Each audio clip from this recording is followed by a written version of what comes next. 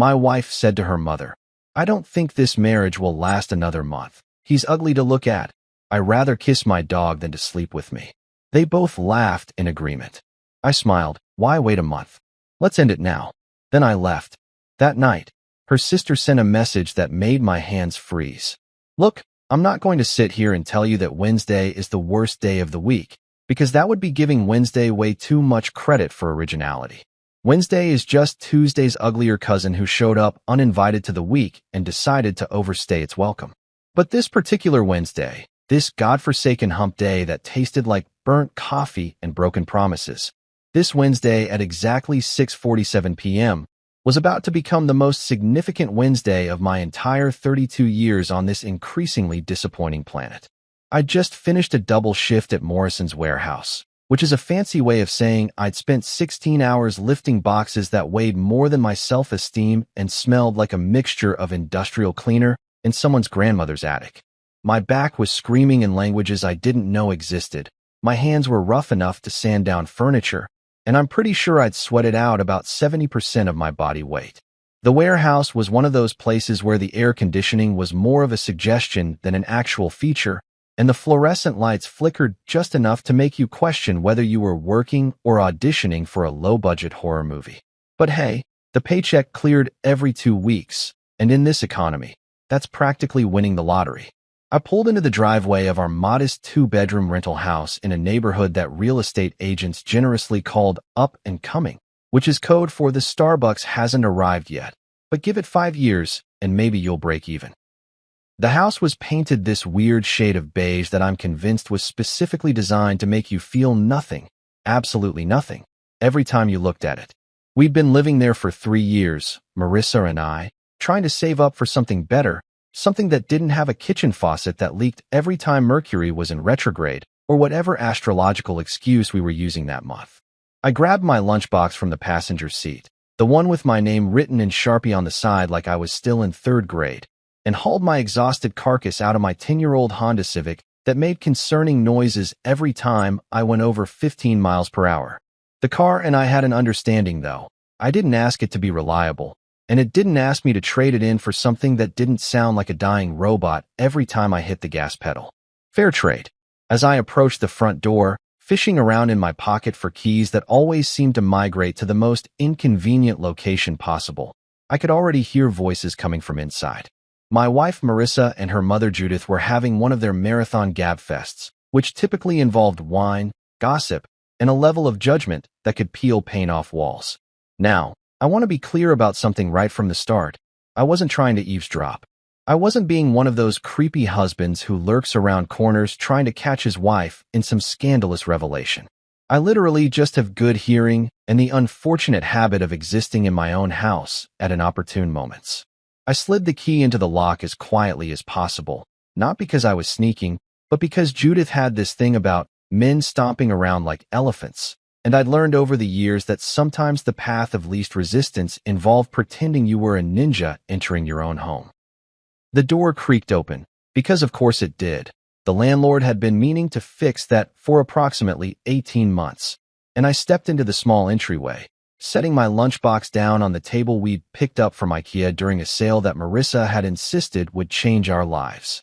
Spoiler alert, it didn't, but it did hold our mail and my lunchbox, so I guess it was fulfilling some kind of purpose. That's when I heard it. Crystal clear. No ambiguity whatsoever. Marissa's voice, the same voice that had said, "I do" for years ago in a ceremony at the community center that cost more than our first car, was floating through the living room with all the casual cruelty of someone discussing the weather. "Mom, I don't think this marriage is going to last another month, honestly. I mean, he's just...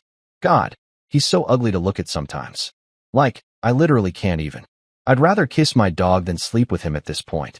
And then came the sound that really sealed the deal, the cherry on top of this disaster Sunday, Judith's laugh. Not a polite chuckle, not an uncomfortable clearing of the throat, but a full-throated, genuine laugh. The kind of laugh you hear at comedy clubs when the headliner lands a particularly good punchline. My mother-in-law was laughing at the idea of her daughter preferring to make out with a Labrador retriever named Biscuit rather than engage in any form of physical intimacy with her husband. With me, the guy who'd just worked a double shift, so we could afford the organic dog food that Biscuit apparently required for his sensitive stomach. I stood there for exactly 3 seconds, which is about how long it takes for your entire perception of reality to shift from, "I'm tired, but I have a home and a marriage," to, "I'm tired and apparently losing a popularity contest to a golden retriever." My brain went through several stages very quickly: shock, denial, anger, and then landed on something I wasn't expecting: clarity. Pure, undiluted, almost refreshing clarity. I didn't storm in. I didn't throw things. I didn't even raise my voice. I simply walked into the living room where both of them were sitting on our secondhand couch, wine glasses in hand, looking for all the world like they were having the time of their lives, roasting me like I was a celebrity at a Comedy Central special. Marissa's eyes went wide when she saw me, and I watched in real time as her face went from relaxed and happy to the kind of pale you usually associate with people who've just seen a ghost or realized they left the oven on. Judith, to her credit, at least had the decency to look mildly uncomfortable, though I suspect that had more to do with being caught than any actual remorse. I smiled. Not a fake smile, not a bitter smile, but genuinely smiled, because suddenly everything made sense in a way it hadn't for months. All those nights of excuses, all those times she'd flinched when I tried to touch her hand, all those conversations that died the moment I entered the room. It all clicked into place like the world's most depressing puzzle. "Well," I said, my voice calm and steady in a way that surprised even me. "Why wait a month? Let's just end it now. Saves time, saves energy, and honestly, saves money on dog treats since Biscuit apparently has a competitor for your affection." The silence that followed was so complete, so absolute, that I'm pretty sure I could hear the neighbor's cat judging us from 2 houses away. Marissa's mouth opened and closed like a fish that had suddenly found itself on dry land and was having serious regrets about its life choices. Judith blinked repeatedly, her eyes going wide and then wider, like an owl that had just been confronted with a philosophical question it wasn't prepared to answer. I grabbed my keys from where I'd just set them down, did a little mock salute that I'd definitely seen in some movie and couldn't quite place, and delivered my exit line with the kind of timing that would have made a sitcom writer proud. "Enjoy your mother-daughter roast session, ladies. Don't wait up." And then I walked out of that beige house, got into my dying Honda Civic, and drove away, feeling oddly proud of my one-liner delivery and surprisingly calm about the fact that my marriage had just imploded over a comparison to a dog named Biscuit. Wednesday, man. What a day. So here's the thing about making dramatic exits from your own marriage. Nobody really prepares you for the logistics of where you're supposed to go afterward. It's not like they have a handbook titled, "So your wife compared you to a dog," a practical guide to emergency housing. I drove around for about 20 minutes, which in retrospect was probably 15 minutes longer than necessary, but I was running on pure adrenaline and the fumes of righteous indignation, and those don't exactly come with a GPS feature. I ended up at the Sunset Vista Motel, which was aggressively misnamed considering there was no vista. The sunset was blocked by a billboard advertising personal injury lawyers, and calling it a motel was being generous to establishments everywhere. The neon sign out front flickered between vacant Y and complete darkness, which I chose to interpret as a metaphor for my current life situation rather than a commentary on the electrical system. The place cost $49 a night, and I'm pretty convinced that price point included an unspoken agreement that I wouldn't ask questions about the stains or the previous occupants. The guy at the front desk looked like he'd seen every variation of human despair and had long since stopped being impressed by any of it. He had a magnificent mustache that seemed to have its own personality and a name tag that said Earl, though he never confirmed whether that was actually his name or just something the previous Earl had left behind. I handed over my credit card, the one that was just mine. Thank God, not the joint account that I was suddenly viewing with deep suspicion, and he slid me a physical key attached to a plastic diamond-shaped keychain with the room number printed on it. "Checkout's at 11, Earl said, his voice suggesting he'd said this exact sentence approximately 40,000 times and had stopped carrying around occurrence number 12. "Ice machine's broken. Vending machine takes dollar bills but doesn't give change, and if you hear screaming, it's probably the cat that lives in the walls." "There's a cat in the walls?" I asked, because apparently that was the detail my brain decided to focus on. Earl shrugged with the kind of profound indifference that comes from years of motel management. Allegedly. Room 237. And yes, I'm aware that's the room number from The Shining. And yes, that felt oddly appropriate. Was located on the second floor, accessed by an exterior staircase that creaked ominously with every step. The room itself was a masterpiece of depressing efficiency. One double bed with a comforter that had probably seen things that would make a therapist weep. A TV from sometime during the Bush administration, the first one. A bathroom the size of an airplane lavatory, and a window that overlooked the parking lot, and, beyond that, a gas station that advertised hot dogs, in letters so faded they looked like a threat rather than a promise. The entire space smelled like a combination of industrial-strength disinfectant, sadness, and what I could only describe as the tears of previous occupants who'd also made questionable life choices. There was a strange brown stain on the ceiling that looked vaguely like Abraham Lincoln's profile, which felt weirdly patriotic, and the carpet had a pattern that I think was designed specifically to hide other stains, which was honestly pretty smart from a business perspective. I dropped my duffel bag, the one I'd hastily packed with whatever clothes I could grab during my dramatic exit, which turned out to be 3 t-shirts, 1 pair of jeans, 5 pairs of socks, because apparently my subconscious prioritizes foot comfort during emotional crises, and exactly 0 pairs of underwear, on the bed, and just stood there for a moment, taking in my new temporary reality. This was it. This was rock bottom, or at least rock bottom's budget accommodation. I was a 32-year-old man standing in a $49 motel room because my wife had decided I ranked below a Labrador Retriever in the attractiveness department. I should have been crying or punching walls or doing whatever it is that men are supposed to do when their marriages explode, but instead I just felt tired. Not the physical exhaustion from the double shift. That was still there, lurking in my shoulders and lower back like a persistent relative, but a deeper kind of tired that settles into your bones when you realize you've been fighting for something that the other person checked out of months ago. I lay down on the bed, which was exactly as uncomfortable as it looked, and stared at Abraham Lincoln's profile on the ceiling. Honest Abe, I said out loud to the empty room. You ever get compared to a dog? Lincoln, being a stain and also deceased, didn't respond, but I felt like he would have been on my side. That's when my phone started buzzing. And buzzing. And buzzing some more, like someone had attached it to a beehive, and then kicked the beehive while yelling insults at the bees. I pulled it out of my pocket and watched as the notifications rolled in, one after another, each one from Marissa, each one apparently more desperate than the last. Ryan, we need to talk. That wasn't what it sounded like. You're being dramatic. Mom was just venting, and I was agreeing to be supportive. You can't just leave like that. This is so typical of you, running away from problems. And then, my personal favorite. I'm your wife. You owe me a conversation. The messages kept coming, each one cycling through a greatest hits collection of manipulation tactics, guilt, anger, gaslighting, victim playing, and what I can only describe as emotional poetry that would have made Shakespeare cringe so hard his ruff would have fallen off.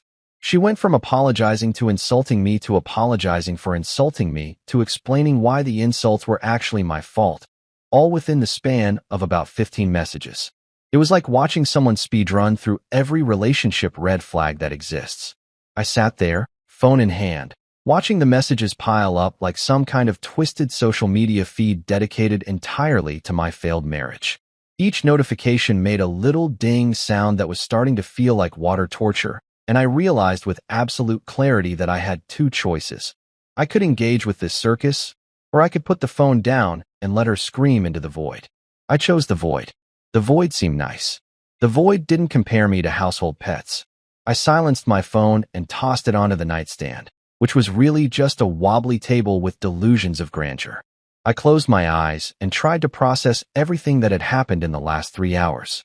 This morning, I'd woken up as a married man with a routine and a life that, while not perfect, was at least familiar.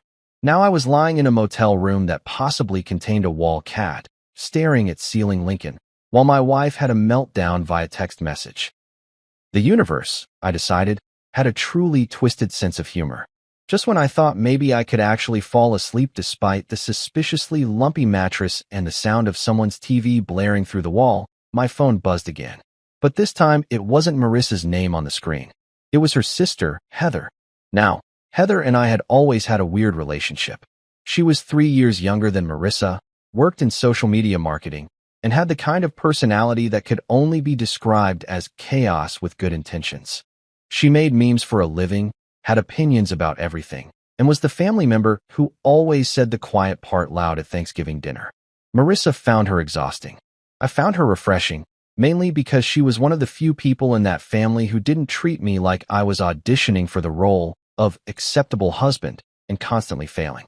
Her message was short, which immediately made it more alarming than Marissa's novel-length guilt trip.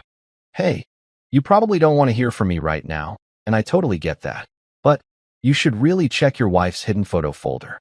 I'm sorry. You deserve to know. I stared at that message for a long time, long enough that the screen went dark and I had to tap it back to life. Because here's the thing about messages like that, they're grenades. You know they're grenades. You can see the pin is pulled, but you also know that once you acknowledge them, once you actually look at whatever horror show is waiting in that hidden photo folder, there's no going back. Ignorance might not be bliss, but it's at least comfortable, and I was currently lying on what felt like a mattress stuffed with regret and broken springs. That line, that single sentence from Heather, made my hands freeze midair like I was in some kind of dramatic pause in a movie where the protagonist has to decide whether to open the mystery box. Except this wasn't a movie, this was my life, and the mystery box was apparently my wife's phone, and nothing good ever came from sentences that started with "you deserve to know." I set the phone down again, face up this time, Heather's message glowing in the darkness of room 237. Tomorrow, I told myself. Tomorrow I'd deal with whatever fresh hell was waiting in that hidden photo folder. Tonight, I just wanted to sleep in this sad motel room and pretend that the worst thing that had happened today was being compared to a dog. Spoiler alert, it wasn't. I didn't sleep. Let's just establish that right up front, because I'm not going to pretend I had some peaceful night of rest while processing my emotions like a well-adjusted adult in a self-help book. No, I lay there on that mattress from hell, staring at Abraham Lincoln's ceiling profile, listening to the wall cat, allegedly, and the couple next door who were either moving furniture or training for some kind of Olympic sport that involved a lot of rhythmic thumping. The motel's idea of blackout curtains was apparently fabric that exists, so the parking lot lights streamed in through the window, casting everything in this sickly orange glow that made the whole room look like it was being filmed through an Instagram filter called despair.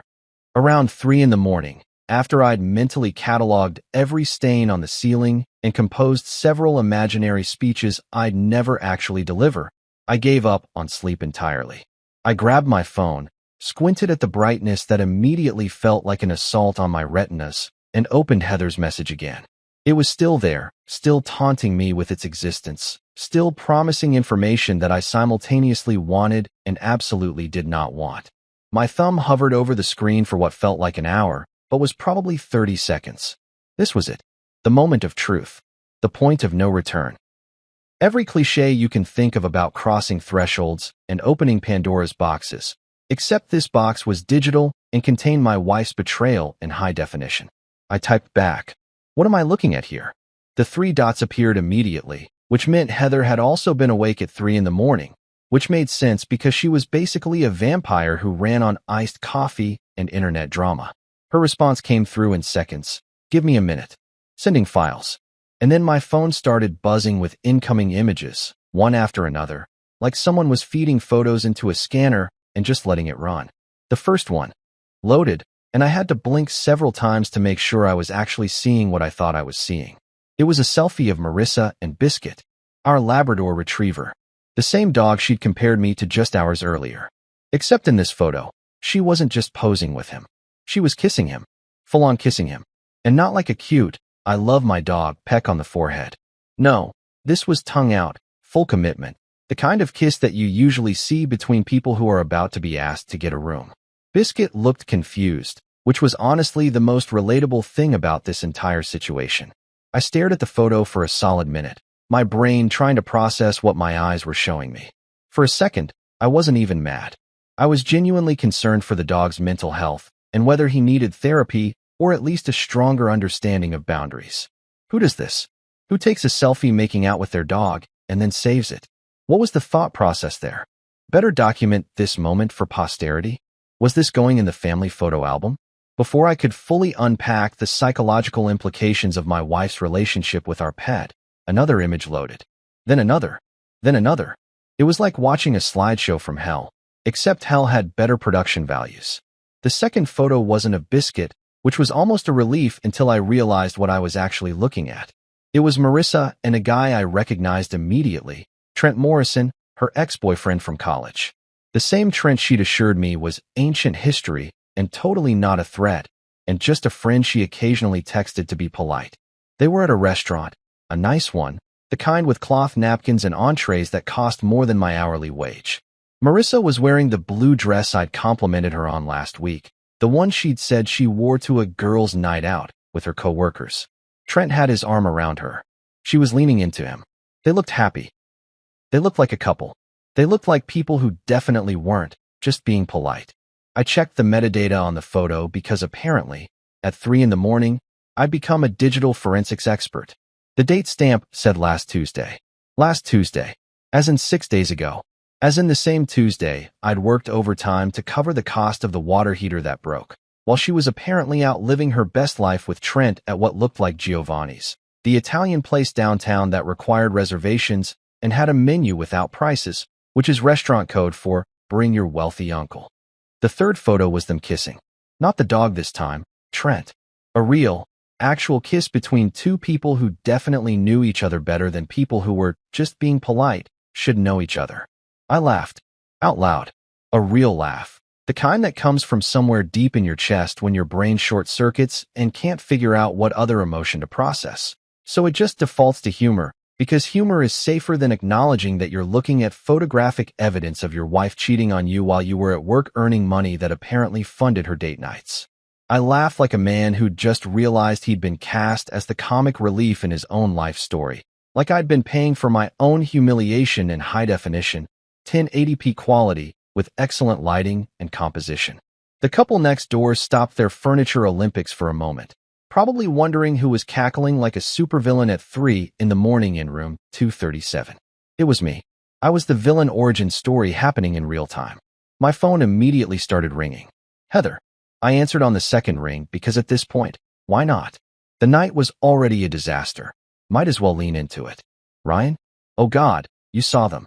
Her voice was frantic, guilty, like she'd just told a kid that Santa wasn't real and also his dog ran away. I saw them. I confirmed, my voice surprisingly steady. All of them. The dog, the ex-boyfriend, the restaurant that I'm guessing I paid for through our joint account since she hasn't had a job in 8 months. I'm so sorry, Heather said, and she actually sounded like she meant it, which was more than I could say for anyone else in her family. I found out 2 days ago. I was over at Mom's house, and Marissa left her phone on the counter. I wasn't snooping, I swear, but she got a text from Trent, and it was right there on the lock screen, and it said something about last night was amazing, and I could not look, you know. How long? I asked, because apparently I was a glutton for punishment. How long has this been going on? From what I could tell from the messages. About 3 months. Maybe longer. The photos with Trent go back to July. Heather paused, and I could hear her taking a breath like she was preparing to drop another bomb. Ryan, she's been seeing him behind your back. Multiple times. Restaurants, his apartment. Even that weekend she said she was going to visit her college friend in Portland. She was with him. Portland. The trip I'd encouraged her to take because I thought she needed time with friends. The trip I'd given her $200 for gas money. The trip I'd spent alone in our house, eating cereal for dinner and catching up on laundry, being a supportive husband while she was apparently in a hotel room with Trent doing things I didn't want to think about. And your mom knows, I said. Not a question. A statement. Mom knows, Heather confirmed, her voice tight with anger. She's known for at least a month. Maybe longer. She thinks it's fine because, and I quote, Marissa deserves to be happy, and if that means exploring her options, then that's what modern marriage is about. Modern marriage. I repeated slowly, like I was tasting the words and finding them rotten. Is that what we're calling cheating now? Exploring options? Mom's logic doesn't make sense on the best days, Heather said. This isn't even close to her best day. She was probably the one encouraging Marissa to see Trent. She never liked you, Ryan. No offense. None taken, I said, which was true. Judith's dislike of me had been so obvious from day one that it would have been more offensive if she pretended otherwise. Let me guess, she was probably the one holding the ring light for those selfies, giving direction like a discount photographer. Turn left, darling. Show more teeth. Make sure the betrayal really pops in the frame. Heather actually laughed, which made me feel slightly better about the entire situation. Honestly, probably. She's been Team Trent since college. She never shut up about how he came from a good family and had prospects. You know what that means? Yeah, I said. Money. It means money and the kind of job title that sounds impressive at dinner parties. Exactly. Heather sighed, and I could picture her on the other end of the phone, probably sitting in her apartment with her 3 cats, surrounded by the kind of organized chaos that social media managers seem to thrive in. I know this is a lot to process, and I'm sorry I had to be the one to tell you, but I couldn't just sit on this information. You're a good guy, Ryan. You deserve better than this. Better than being compared to a dog I apparently have to compete with for my wife's affection? I asked. Low bar, but I appreciate the sentiment. We talked for another 20 minutes, Heather filling in details that I simultaneously needed and hated hearing. How Marissa had been deleting messages. How she'd created a hidden folder on her phone specifically for photos with Trent. How the whole family had been walking on eggshells around the situation because nobody wanted to be the one to tell me. When we finally hung up, I sat there in the orange glow of the parking lot lights, my phone full of evidence, my marriage clearly over, and my pride somewhere in the vicinity of the motel's broken ice machine. The wall cat made a noise that sounded sympathetic, which probably meant I'd officially hit rock bottom when you're getting emotional support from alleged feline infrastructure.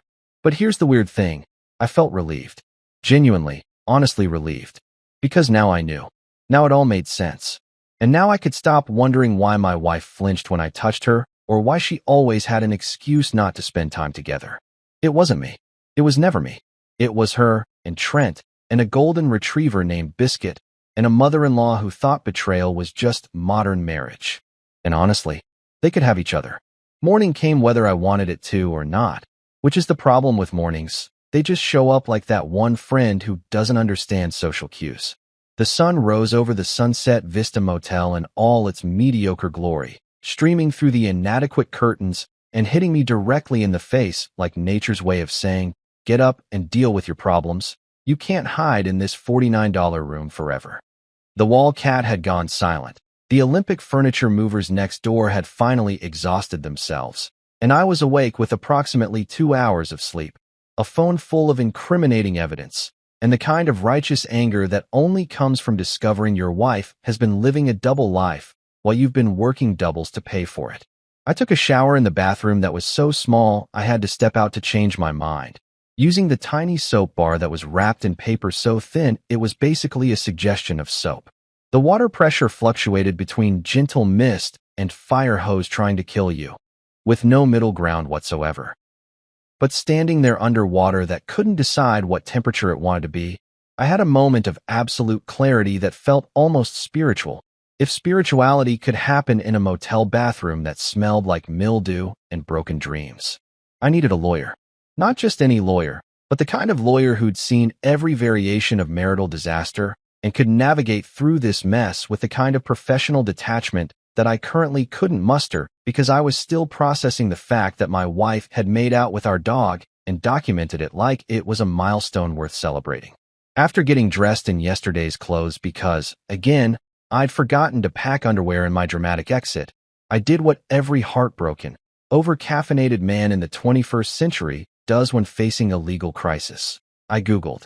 Specifically, I Googled cheap divorce lawyer who takes vengeance seriously, which in retrospect was probably not the best search query. But at 7 in the morning running on 2 hours of sleep and the existential dread of being cheated on, my SEO skills were not exactly at their peak. The search results were a mix of law firms with names like Jacobson and Associates and Miller Legal Group. All very professional, all very expensive looking, all featuring stock photos of people in suits shaking hands in front of bookshelves filled with impressively thick legal volumes that probably nobody had actually read since 1987. But then, buried on page 2 of the results, because apparently even in my crisis, I was thorough enough to go to page 2 of Google, which is basically the digital equivalent of looking in the couch cushions. I found a listing for Lawson Legal Services, honest representation for honest people. The website looked like it had been designed in 2003 and never updated, which either meant the lawyer was ancient or didn't care about digital marketing, and honestly, both options seemed fine to me. There was a phone number, an address on the less fancy side of downtown, and a tagline that said 30 years of fighting for what's right. The photo showed a man who looked like he'd been personally overseeing divorces since the Civil War, with more wrinkles than a Shar-Pei and eyes that suggested he'd heard every excuse, every lie, and every sob story that humanity could produce. I called the number, half expecting an answering machine or a receptionist who'd tell me the earliest appointment was in 6 weeks. Instead, a gravelly voice answered on the second ring. Lawson Legal Services, this is Lawson. Hi. Mr. Lawson. I started, suddenly realizing I hadn't actually prepared what I was going to say. I need a divorce lawyer. Quickly. Like, as quickly as possible because my wife has been cheating on me with her ex-boyfriend and also possibly our dog. And I just found out last night. And I'm currently in a motel room that might have a cat living in the walls. And I really need to talk to someone who can help me not lose everything in this disaster. There was a pause. A long pause. The kind of pause that makes you think maybe you've said too much and scared off the only lawyer willing to answer his own phone at 7:30 in the morning. Then, son, you sound like you've had a hell of a night. Can you be here in an hour? I could have kissed him. I didn't, because that would have been weird, and also I was trying to cut down on inappropriate kissing after last night's revelations, but the sentiment was there. The office was located in a 3-story brick building that had character, which is what people say about buildings that are old but haven't fallen down yet. The directory in the lobby listed a bail bondsman on the first floor, a tax accountant who apparently only worked during tax season on the second floor, and Lawson Legal Services on the third floor, which I reached via an elevator that moved so slowly I legitimately considered taking the stairs halfway through the ride. The office itself was exactly what the website had promised: functional, honest, and completely unconcerned with impressing anyone. The waiting area had chairs from the 70s, magazines from the 90s, and a receptionist desk that was currently unoccupied, though there was a note that said back at 9 a.m., Dorothy. There was a coffee maker in the corner that looked like it had survived several wars and was still producing coffee out of spite and determination. You must be Ryan, said a voice from the doorway to the inner office, and there stood Mr. Lawson himself, looking exactly like his website photo except more three-dimensional. He was probably in his mid-60s, with silver hair that he'd given up trying to tame, a suit that had seen better decades but was clean and pressed, and the kind of face that suggested he'd spent 30 years listening to people's problems and had developed a very specific set of facial expressions for each category of human disaster. That's me, I said, standing up and shaking his hand, which had the grip of someone who'd been doing manual labor before becoming a lawyer and never forgot where he came from. Come on in. Coffee, please, I said, following him into an office that was packed with filing cabinets, law books, and the kind of organized chaos that suggested a brilliant mind that had better things to do than worry about feng shui. He poured 2 cups of coffee from the pot that looked like it had been brewing since dawn, handed me one, and settled into his chair behind a desk that was covered in files, legal pads, and a nameplate that said Thomas Lawson, attorney at law, in letters that were starting to fade. So, he said, pulling out a legal pad and clicking a pen that looked older than I was, tell me everything. Start from the beginning. Take your time. I've heard worse, I promise you. So I told him everything. The conversation I'd overheard, the dramatic exit, the motel, the messages from Marissa, the photos from Heather, the 3-month affair with Trent, the Portland trip, the joint account that had funded my own humiliation, and yes, even the thing with the dog, because at this point, what was the point of leaving out details? Mr. Lawson took notes, his pen moving across the legal pad in shorthand that probably only he could read, occasionally nodding or making small noises of acknowledgement. When I finished, he set down his pen, took a sip of his coffee, and looked at me with eyes that had definitely seen worse. Son, he said, his voice carrying the weight of 3 decades of legal experience, you don't need revenge. You need paperwork. I blinked. Paperwork. Paperwork, he confirmed, leaning back in his chair. Revenge is emotional. Revenge is messy. Revenge gets you in trouble and costs you money. Paperwork is clean. Paperwork is legal. Paperwork gets you out of this marriage with your dignity and your assets intact, and it makes her pay for what she's done within the boundaries of the law. He pulled out a fresh legal pad and started making a list, explaining as he went. First, we file for divorce on grounds of adultery. That's easy. You've got photo evidence, which is basically a gift from the gods of family law. Second, we document every transaction from that joint account. You said she hasn't worked in 8 months? 8 months, I confirmed. She said she was finding herself and needed time to explore her passions. Well, she certainly explored something, Mr. Lawson said dryly. Did she explore it using marital funds? The joint account, I said, pulling out my phone and opening the banking app. I can see the transactions. Restaurants, spa days, boutique shopping, even a $300 dog grooming session. Mr. Lawson's eyes lit up like a kid on Christmas morning. If that kid was a seasoned divorce attorney who'd just been handed leverage. Oh, this is good. This is very good. If she's been using marital funds to finance her affair, we can make her reimburse you for that. Plus, depending on how your assets are structured, we might be able to argue for a favorable division based on her adultery and misuse of shared resources. So the dog gets visitation, but she gets the bill? I asked, because apparently, even in serious legal consultations, my brain defaulted to sarcasm as a coping mechanism. Mr. Lawson grinned, and it was the kind of grin that suggested he'd been waiting his entire career for a client who appreciated the irony of divorce law. Now you're thinking like a client I can respect. We spent the next hour going through everything: my rights, her potential claims, the division of assets, the timeline for filing, what to expect in court, and how to protect myself financially while the divorce was pending. Mr. Lawson explained everything in plain English. None of that legal jargon that makes you feel like you need a law degree just to understand what you're signing. My retainer is $1,500, he said finally, sliding a contract across the desk. That covers the initial filing and the first month of work. After that, we bill hourly, but I'm honest about my hours. I don't charge you for thinking about your case while I'm getting groceries. You'll get itemized statements, and if you have questions, you call me. That's what you're paying for.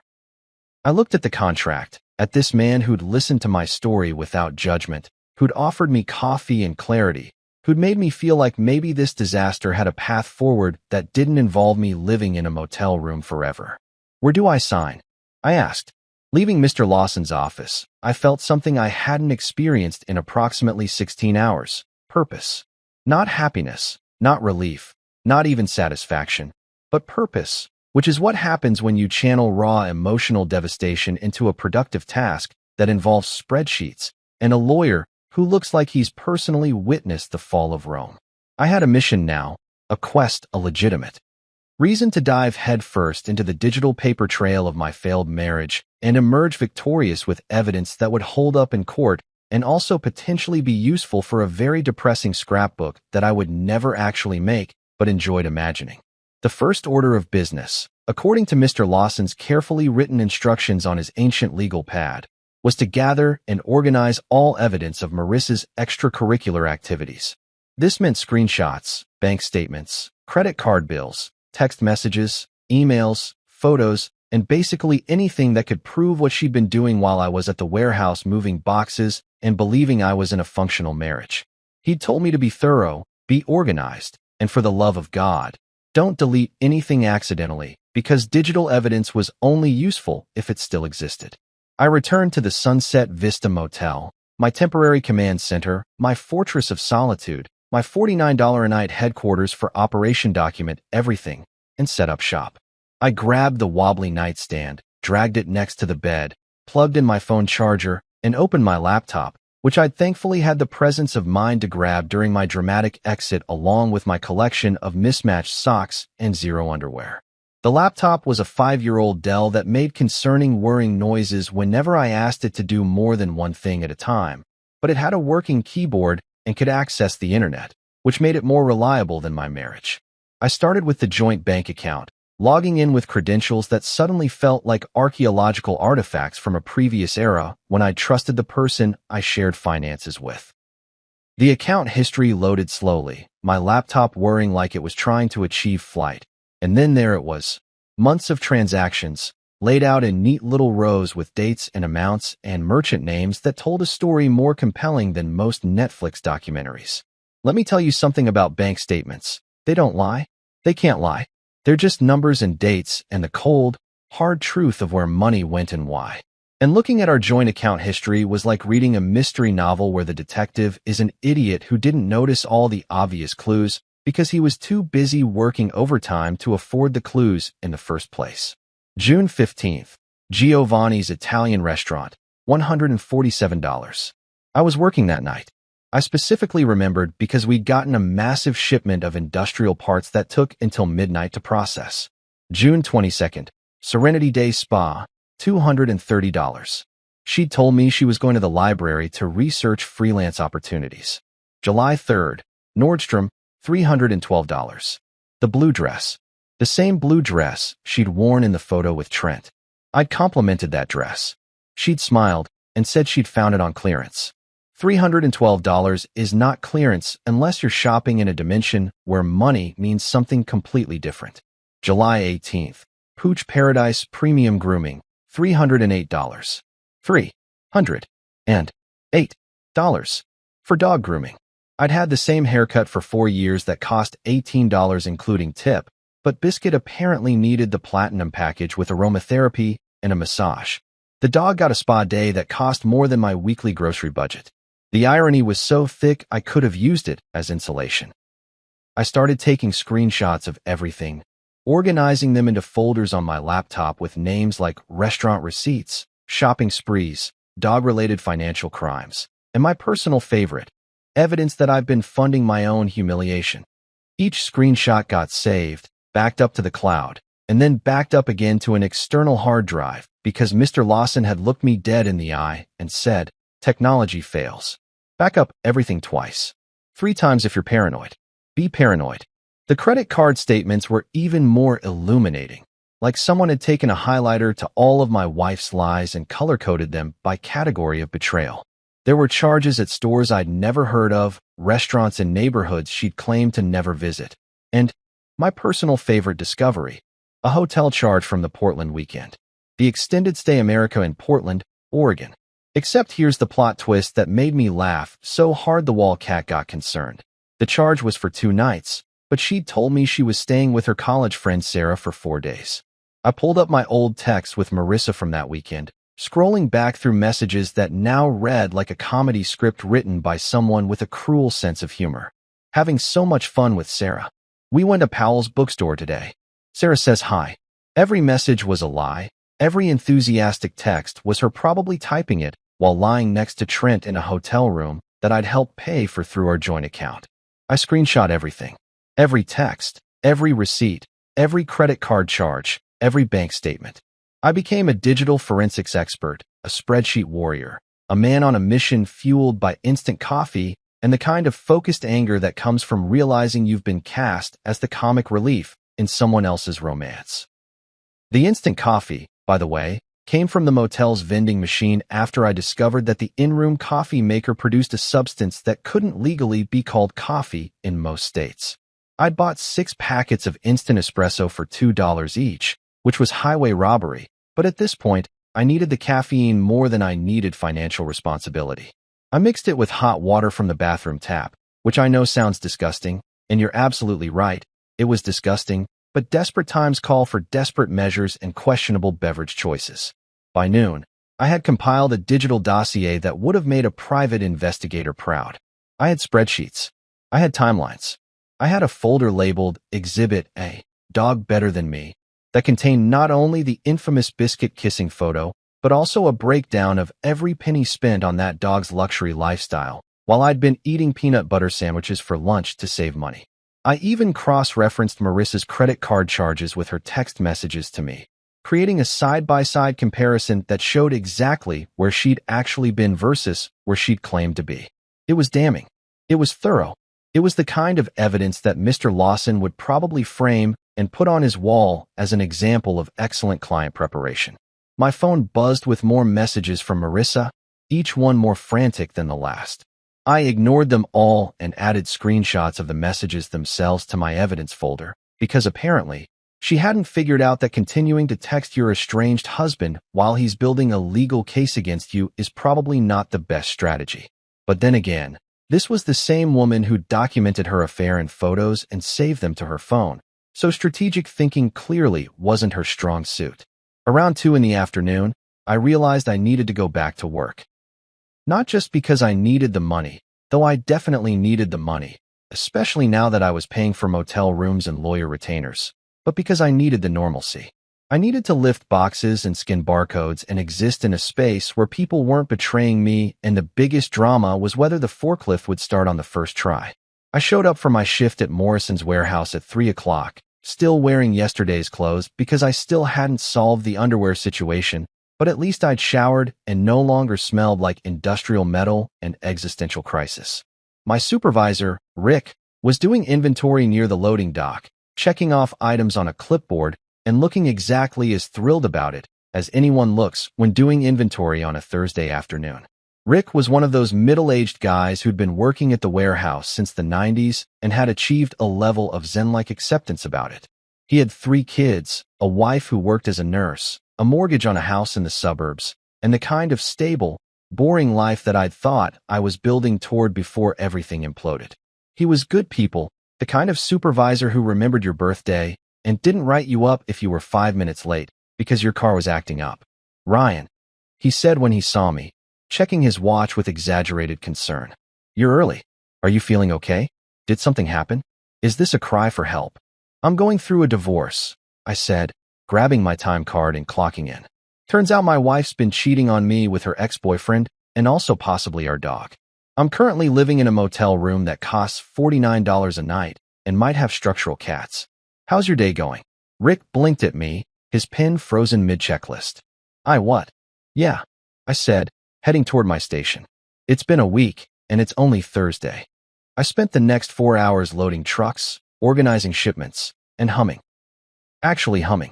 Like a cartoon character who'd just won the lottery, except instead of winning money, I'd won the freedom to leave a relationship that had been dead for months, and I'd just been too stupid or too hopeful to notice. I hummed while I lifted boxes. I hummed while I drove the forklift. I hummed while I wrapped pallets in plastic sheeting that always somehow managed to stick to itself in the most annoying ways possible. Rick found me around hour 3 of my shift, stacking boxes of industrial supplies with what must have looked like suspicious enthusiasm.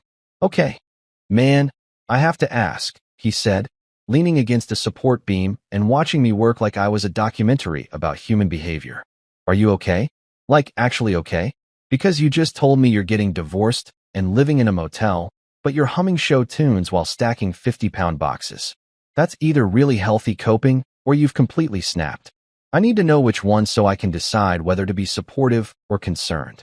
I set down the box I was holding and turned to face him, wiping sweat off my forehead with my shirt sleeve. "You want the honest answer?" "Always." "I feel better than I have in months," I said. "Yeah, my marriage is over. Yeah, I'm sleeping in a room that Abraham Lincoln haunts via ceiling stain. Yeah, my wife preferred making out with our Labrador over spending time with me. But you know what? Now I know. Now it makes sense. And now I can move forward instead of wondering why nothing I do is ever good enough for someone who is never going to be satisfied anyway." Rick nodded slowly, processing this information. "So you're okay?" "I'm better than okay," I said. "I'm free. And also extremely well documented. I have spreadsheets, Rick. Color-coded spreadsheets." "You're weird," he said, but he was smiling. "Divorced weird," I corrected, picking up another box. "There's a difference." He shook his head and walked away, muttering something about needing to update the employee wellness protocols. Mr. Lawson called me on Friday morning while I was attempting to make the motel's coffee maker produce something that resembled actual coffee rather than the brown liquid sadness it had been generating. His voice came through my phone speaker with that particular tone lawyers use when they're about to tell you something you don't want to hear, but legally have to do anyway. "Ryan, I need you to go back to the house," he said, not even bothering with pleasantries because we'd moved past the stage of our attorney-client relationship where we pretended this situation wasn't absolutely insane. "I know you don't want to. I know it's going to be uncomfortable. But legally, you need to establish that you haven't abandoned the property. Abandonment can complicate things in divorce proceedings, especially regarding asset division. So I have to go back to the scene of the crime, I said, watching the coffee maker sputter and wheeze like it was trying to communicate in Morse code. The place where I discovered my wife thinks I'm less attractive than a Labrador retriever. That house, Mr. Lawson confirmed. You don't have to stay there. You don't even have to stay longer than an hour. But you need to go in, establish presence, preferably grab some more of your belongings, and make it clear you're not abandoning your legal claim to the property. Think of it as a strategic visit, not a homecoming. Can I bill this as emotional labor? I asked. Because I feel like facing your soon-to-be ex-wife after she spent 3 months cheating on you and comparing you to household pets should count as overtime. Unfortunately, the legal system doesn't compensate for emotional distress in quite that way, he said, and I could hear the smile in his voice. But think of it this way. Every minute you spend in that house is a minute you're protecting your financial interests. Very expensive minutes, if you calculate what the house is worth. He had a point. Our rental wasn't much, but we'd sunk money into it. Security deposit, first and last month's rent, furniture we'd bought together, appliances we'd upgraded when the landlord's ancient refrigerator finally gave up and died. I had a legal right to that space and everything in it, and I wasn't about to let Marissa's betrayal cost me more than it already had. So that's how I found myself pulling into the driveway of our beige house at 11 o'clock on a Friday morning. My Honda Civic making its usual dying robot noises, my stomach doing acrobatics that would have impressed Olympic gymnasts. The house looked exactly the same as it had 3 days ago, which was somehow offensive. It should have looked different. It should have had a sign out front that said site of marital disaster, or maybe beware, emotional hazard. But no, it just sat there being aggressively beige and ordinary, like it hadn't been the location of my complete humiliation. I sat in the car for a solid 5 minutes, hands on the steering wheel, staring at the front door like it was going to suddenly sprout teeth and eat me. Through the living room window, I could see movement. Marissa was home, probably lounging on the couch we'd bought from a going-out-of-business sale, drinking wine at 11 in the morning like some kind of suburban stereotype come to life. Strategic visit, I muttered to myself. Establishing presence. Protecting financial interests. You've got spreadsheets and a lawyer. You can do this. I got out of the car, walked up to the front door, and used my key, because technically I still lived here, even if I'd been sleeping in a motel room that Abraham Lincoln's ceiling stain had blessed with his presence. The door opened with that same creak that the landlord still hadn't fixed, and I stepped into the entryway that smelled like the candle Marissa always burned, the one called Autumn Harvest, that mostly just smelled like someone had set pumpkins on fire. Marissa was exactly where I'd seen her through the window, on the couch, wine glass in hand, wearing sweatpants and one of my old college t-shirts, which felt like adding insult to injury.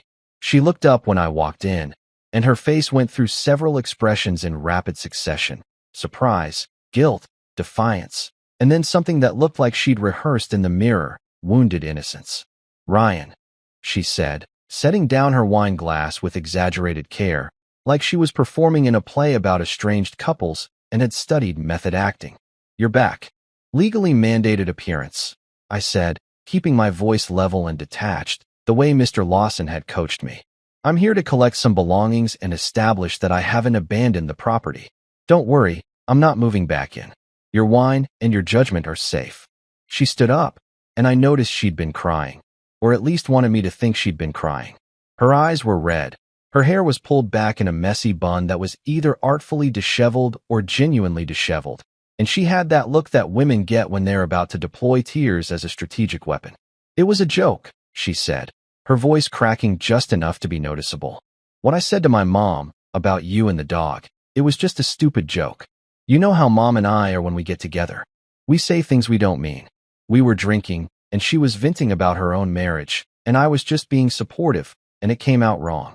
I stared at her, genuinely amazed at the audacity. "A joke," I repeated slowly, like I was learning a new language and needed to make sure I understood the vocabulary. "You told your mother you'd rather kiss our dog than sleep with your husband." She laughed like it was the punchline to a comedy special. "And your defense is that it was a joke." "Yes." She stepped forward, reaching for my hand, which I immediately moved out of reach. "Ryan, please. I didn't mean it. I love you. We can work through this." "Then the dog must have loved it too," I said, moving past her toward the bedroom. The joke, I mean. I'm sure Biscuit found it hilarious. I walked into our bedroom. Well, technically still our bedroom, though it hadn't felt like hours in months, and grabbed my duffel bag from the closet. I started pulling clothes off hangers, actually taking the time to grab underwear this time, because I'd learned my lesson about dramatic exits and proper packing. Marissa followed me, hovering in the doorway like a ghost who couldn't decide whether to haunt or apologize. "Where are you staying?" she asked, her voice smaller now, less performance and more genuine confusion. "Ryan, you can't just leave. We're married. We have a life together." "Had?" I corrected, grabbing socks from the dresser drawer. "Had a life together. Past tense. Until I discovered that life was a fiction you were maintaining while living a completely different reality." "What are you talking about?" The confusion seemed real, or she was a better actress than I'd given her credit for. I stopped packing and turned to face her directly. And this was the moment I'd been simultaneously dreading and anticipating since Mr. Lawson had told me I needed to make this visit. "I know about Trent." The effect was immediate and spectacular. Her jaw literally dropped, like someone had cut the strings holding it in place. The color drained from her face so quickly I was briefly concerned she might actually faint, which would have been inconvenient because I didn't want to deal with medical emergencies on top of everything else. Who told you about Trent?" She managed to stammer, which was basically a confession wrapped in a question wrapped in panic. "Does it matter?" I asked, continuing to pack. "Your sister, your credit card statements, the photos, the restaurant receipts from places I paid for through our joint account. Take your pick. The evidence is pretty overwhelming, and I have to say, Marissa, you're not as good at covering your tracks as you think you are." The Portland trip was particularly sloppy. She sat down on the bed, our bed, the one we'd bought together 3 years ago during a Memorial Day sale, and put her head in her hands. For a moment, I thought she might actually be processing the reality of getting caught, maybe even feeling genuine remorse.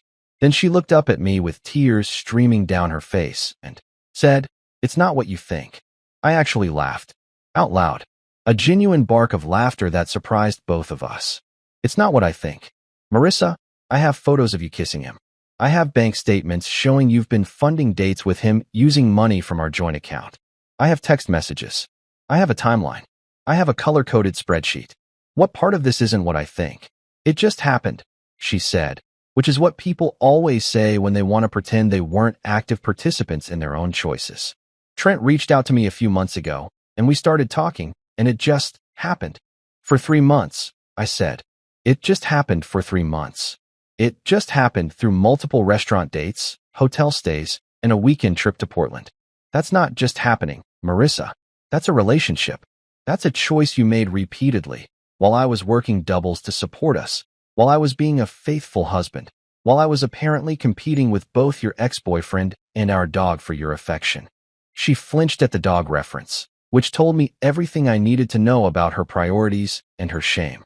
That photo was taken out of context. There is no context where making out with a Labrador retriever makes sense.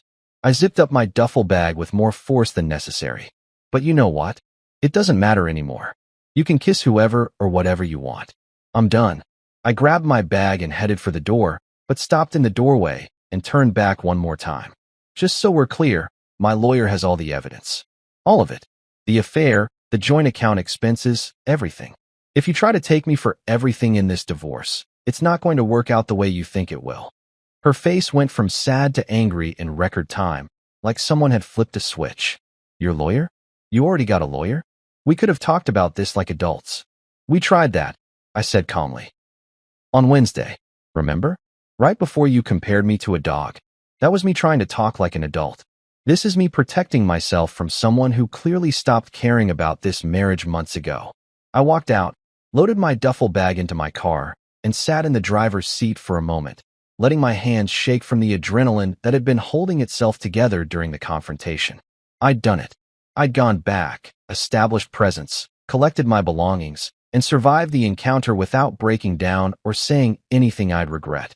My phone rang about an hour later, right as I was pulling back into the Sunset Vista Motel's parking lot. Unknown number, which I almost didn't answer, but something told me to pick up. Probably the same instinct that told me to check my wife's hidden photos.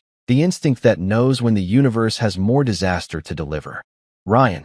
Judith's voice came through the speaker like a guillotine wrapped in false politeness.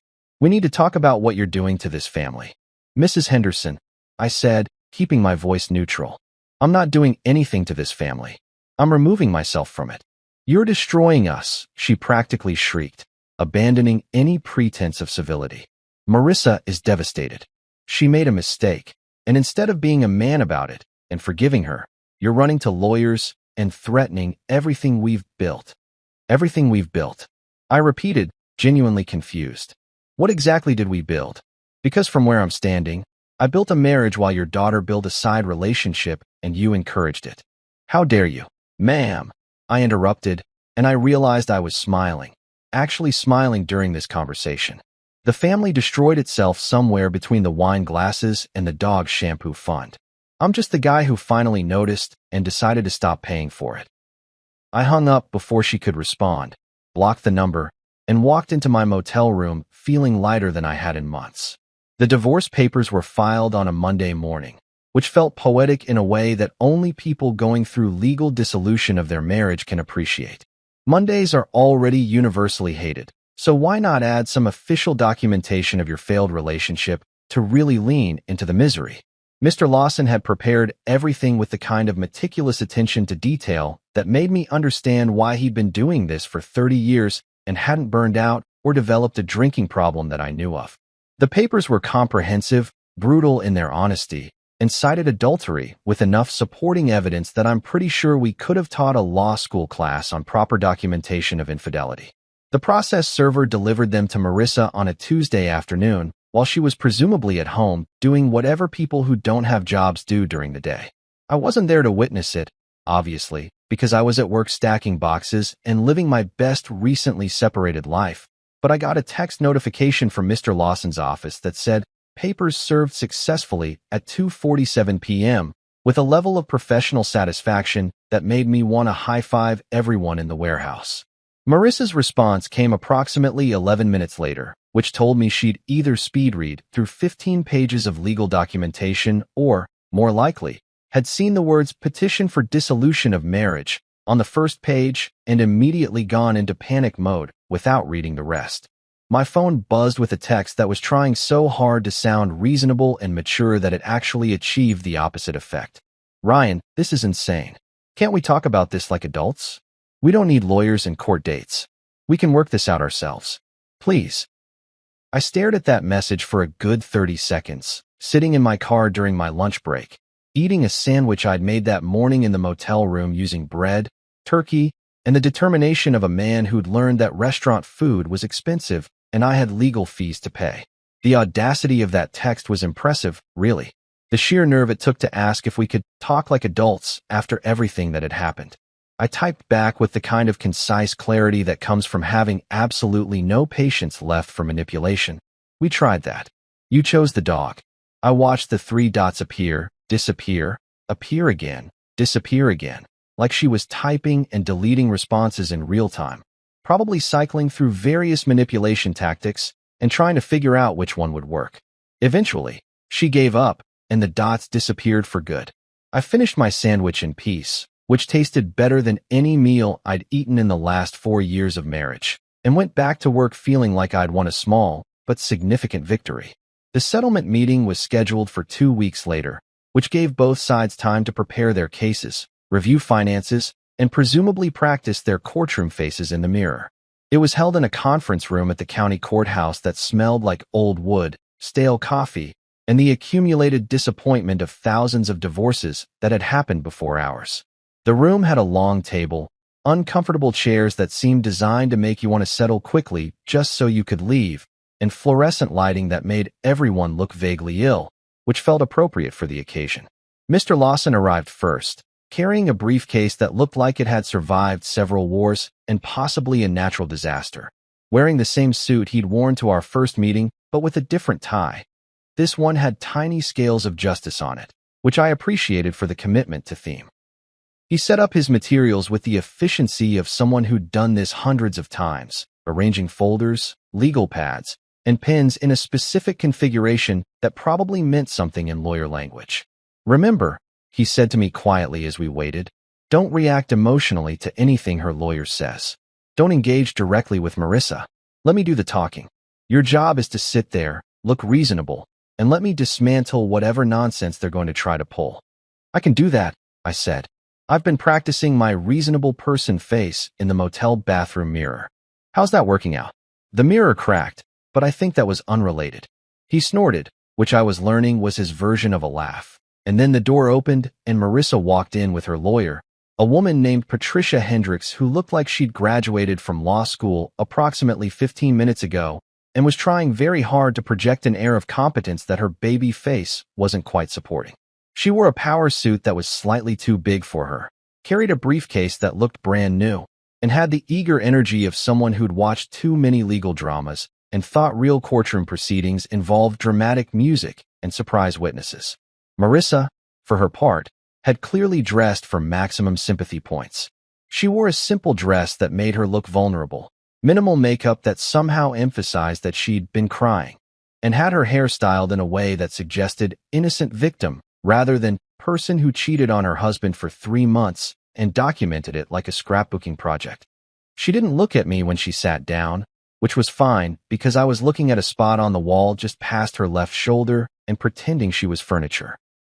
The mediator, a tired-looking man in his 50s named Gerald, who'd probably presided over more failed marriages than a divorce-themed amusement park, called the meeting to order with all the enthusiasm of someone reading assembly instructions for furniture.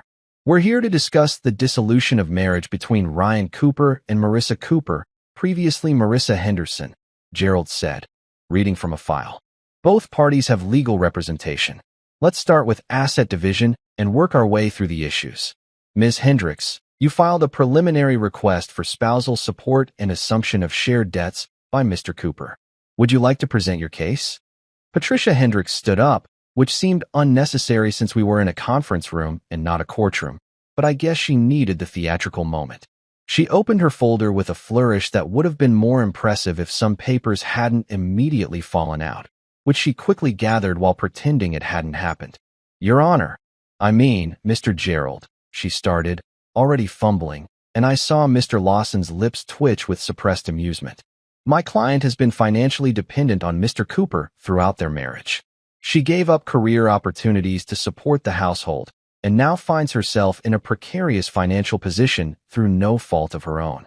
No fault of her own, I muttered under my breath, and Mr. Lawson's hand moved subtly in a gesture that meant, shut up and let me work. Furthermore, Patricia continued, gaining confidence.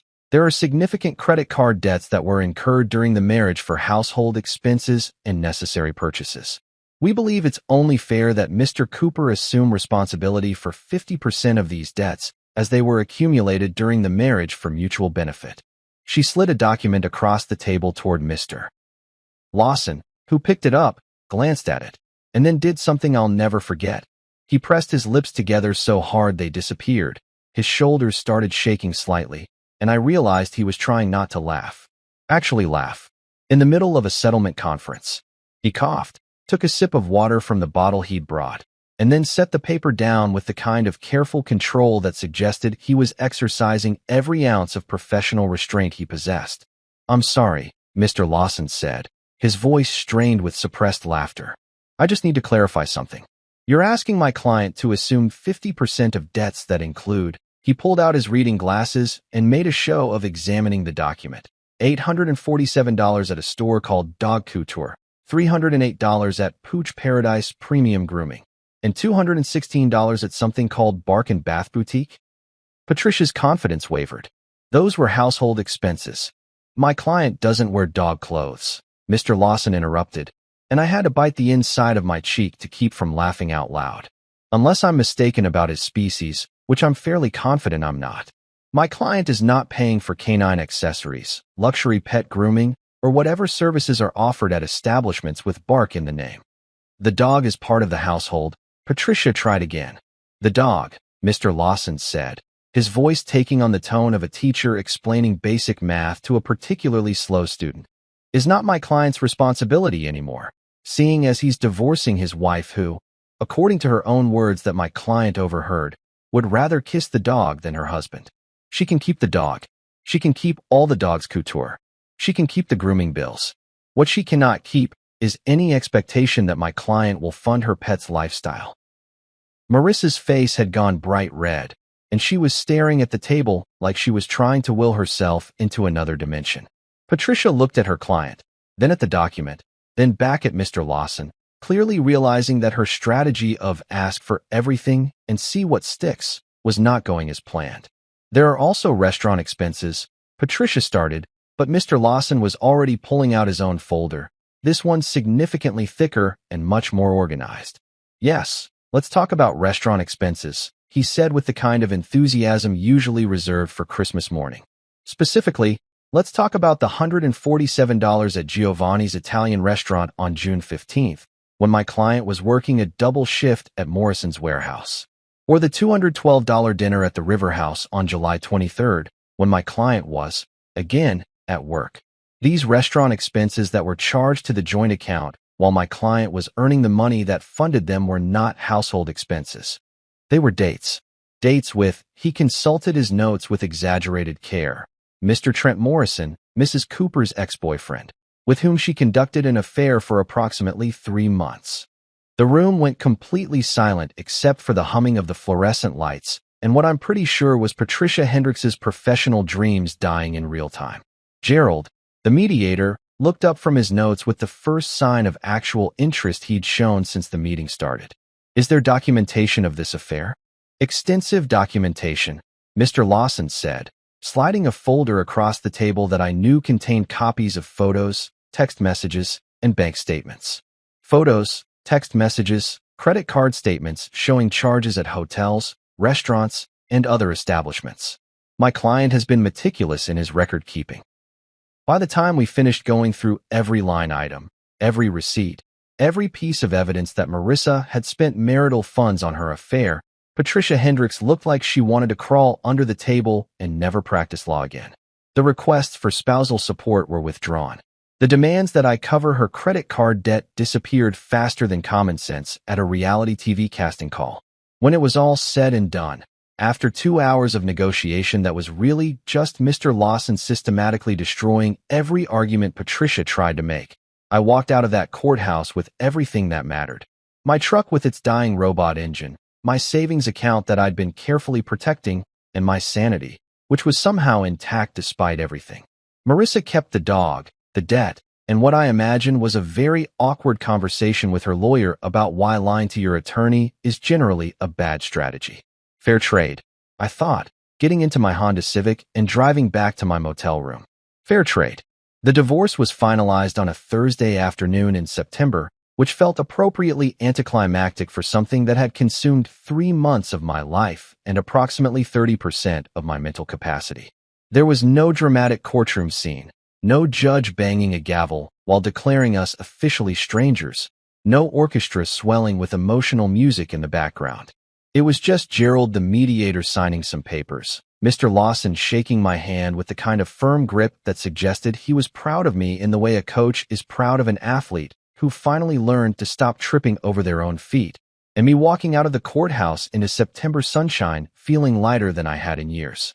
I was officially single, officially free, officially no longer married to a woman who'd compared me to a Labrador retriever and then proceeded to prove that her judgment was even worse than that initial comparison suggested.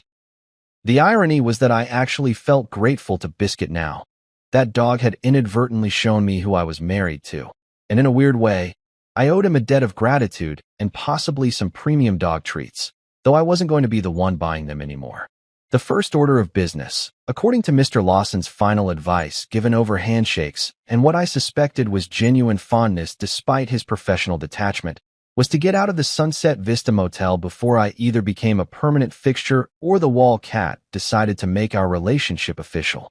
I'd been living there for 3 months, and while Abraham Lincoln's ceiling stain and I had developed a comfortable rapport, it was time to find actual housing that didn't charge by the night and didn't have alleged feline infrastructure. I'd been apartment hunting in my spare time between work shifts and legal proceedings, which turned out to be easier than expected because my requirements were refreshingly simple.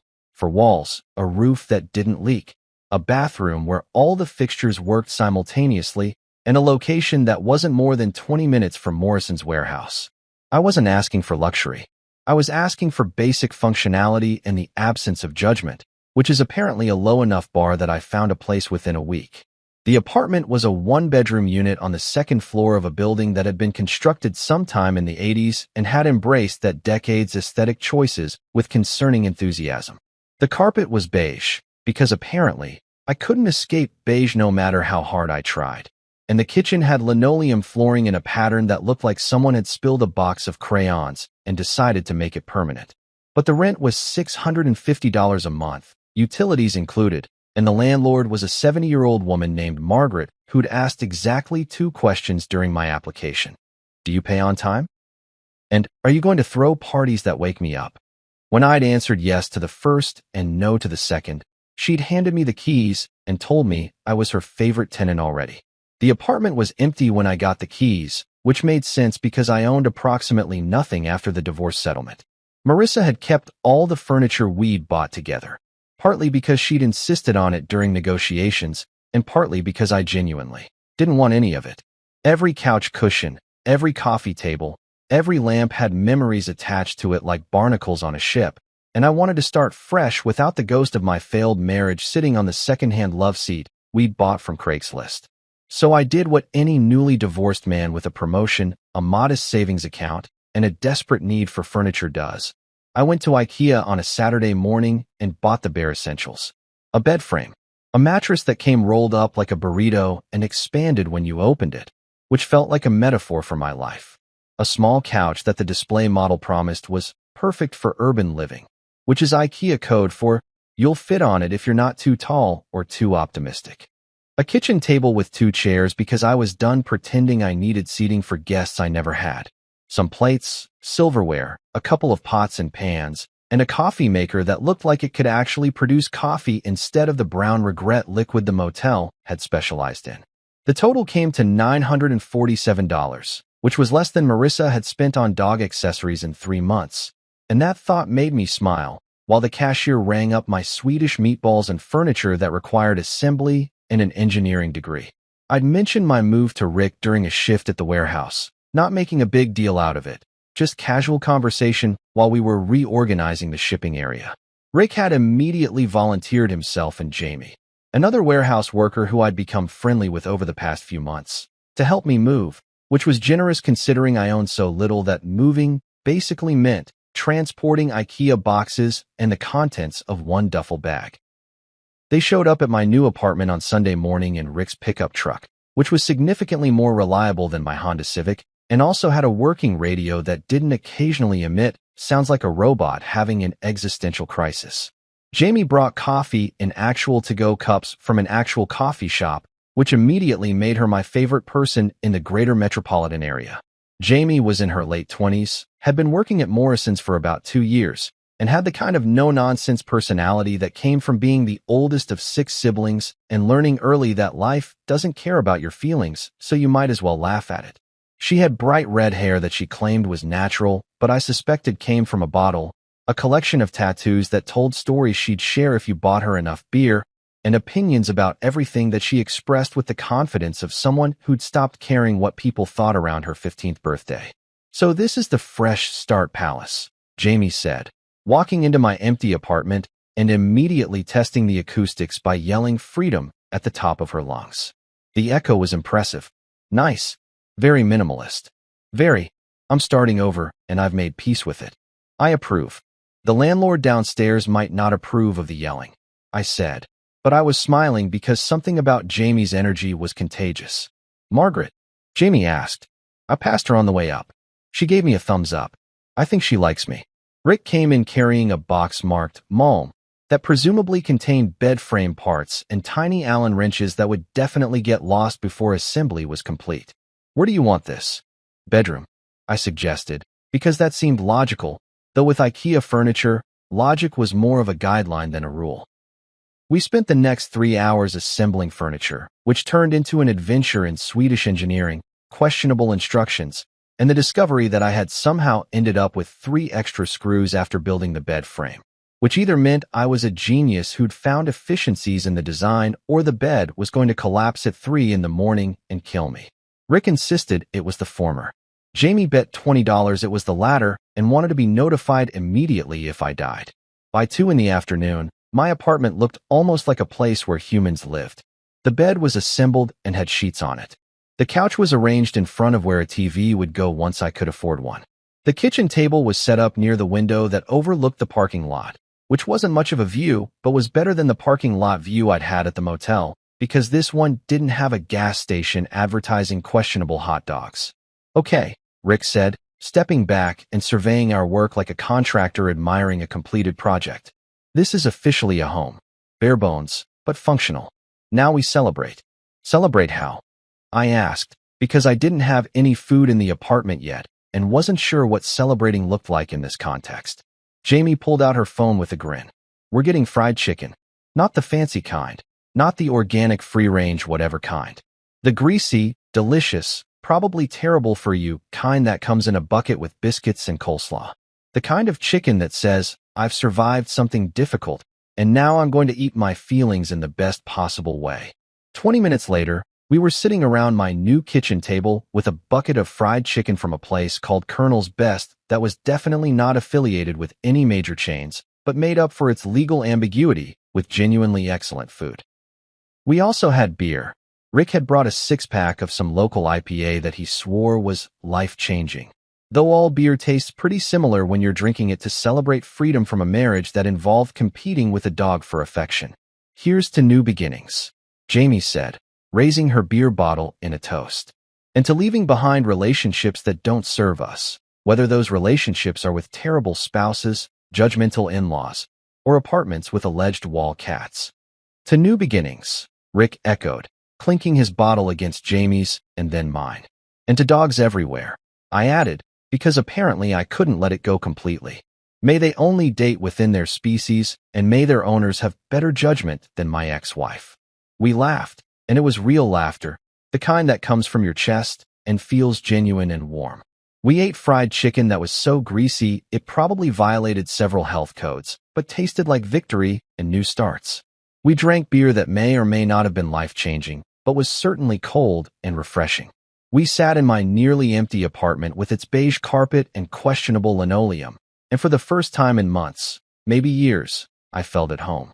Not because the apartment was fancy or even particularly nice. Not because I had a lot of stuff or impressive furniture, but because I was surrounded by people who'd shown up for me without expecting anything in return, eating chicken that nobody was judging me for enjoying, in a space that was entirely mine and free from the weight of a relationship that had been dead long before I'd been brave enough to bury it. You doing okay? Rick asked after his third beer, looking at me with the kind of genuine concern that middle-aged fathers and decent supervisors specialize in. Like, actually okay? Because 3 months ago you were living in a motel after discovering your wife's greatest hits of betrayal, and now you're here starting over. That's a lot. I thought about it for a moment, genuinely considering the question instead of giving some automatic response. Was I okay? I was divorced. I was living in a 1-bedroom apartment with barely any furniture and a bed that might be held together with hopes and dreams. I was eating fried chicken for dinner on a Sunday evening with my supervisor and a coworker instead of having some sophisticated adult meal with a spouse who respected me. Yeah, I said, and I meant it. Yeah, I'm actually okay. Better than okay. I'm free. Jamie smiled and grabbed another piece of chicken. Freedom tastes like fried chicken and cheap beer, apparently. Best meal I've had in years, I said. And honestly, it was. Life settled into a comfortable rhythm over the next few months. Work, apartment, sleep, repeat. Except now the routine felt like living instead of surviving. I got a promotion to shift supervisor, which came with a modest raise and the authority to tell people where to stack boxes, which was more satisfying than it should have been. That's when I ran into Clara Mitchell from HR, the accountant who'd always processed my overtime paychecks with a smile and occasionally made jokes about the warehouse's creative interpretation of safety regulations. We bumped into each other at a coffee shop near work on a Saturday morning. She was reading a book about financial planning, which should have been boring but somehow seemed charming when she explained she was trying to buy a house. Coffee? I asked, surprising myself with the boldness. Why not? She said. And that smile made me remember what it felt like to be interested in someone who might actually be interested back. We talked for 2 hours. She laughed at my terrible jokes, didn't compare me to any household pets, and when I mentioned I was divorced, she just nodded like it was information, not a character flaw. Progress, I thought. Definite progress. 6 months later, I got a text from an unknown number. It was short, bitter, unmistakably Marissa borrowing someone's phone, probably her mother's, since I'd blocked both of them months ago. I hope she's worth it. I looked at Clara sleeping on my couch, her head on my shoulder, some documentary about architecture playing on the TV I'd finally bought. We'd been dating for 3 months. She made me laugh. She paid for her own dinners. She'd never once mentioned my resemblance to any animals, domesticated or otherwise. I typed back, she is. She doesn't bark when I speak. Then I blocked the number and set my phone down. Clara stirred, looked up at me with sleepy eyes. Everything okay? Everything's perfect, I said, and meant it. That night, I thought about that first moment, my wife comparing me to a dog, the conversation that ended a marriage. The funny thing about dogs is they're loyal. Marissa never was. You can't compete with someone's ego when they're trying to train you like a pet. You just take off the leash, open the door, and walk yourself to freedom.